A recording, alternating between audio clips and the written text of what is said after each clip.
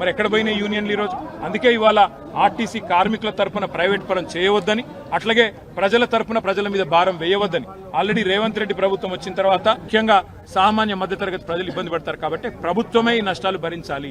ప్రజా రవాణా సామాజిక బాధ్యత మీరే భరించి, మీరే ఆలోచించి, మీరే తీసుకొచ్చిన స్కీమ్ను విజయవంతంగా విస్తరించండి, దాన్ని మేము స్వాగతిస్తాం. కానీ నష్టాలు ప్రభుత్వం భరించాలి తప్ప ప్రజల మీద తోయొద్దు అనేదే మా ప్రధానమైన డిమాండ్. మరి ప్రభుత్వం దీనికి సమాధానం చెప్పాలి, రోల్ బ్యాక్ చేయాలి. ఆ డిమాండ్ తోనే బస్ భవన్కి వచ్చాం. ప్రభుత్వం స్పందిస్తున్నా. The transport minister is also in his own controversy. And the transport minister, unfortunately, has no respect for his own cabinet colleague. So I don't expect much from him in terms of respect for the common man, common citizen of Telangana. All I have to say is the government has to answer. It is your decision to implement free bus.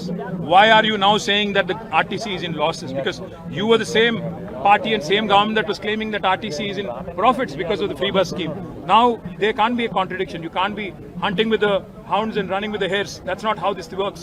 You have to answer the people of Telangana as to why you have jacked up the prices of RTC, why you are hurting the common man. यही है क्या आपका innovative thinking?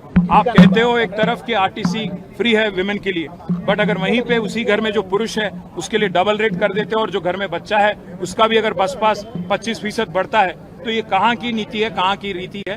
इसीलिए हम पूछना चाहते हैं government से, पब्लिक इंटरेस्ट में आपको सोशल ऑब्लिगेशन के जरिए लेना चाहिए और जो भी नुकसान है आरटीसी का आपको उठाना चाहिए. आवाम पे इसका जिम्मेदारी नहीं डालना चाहिए, बोझ नहीं डालना चाहिए. आपको जो है पहले कहा गया था कि आरटीसी का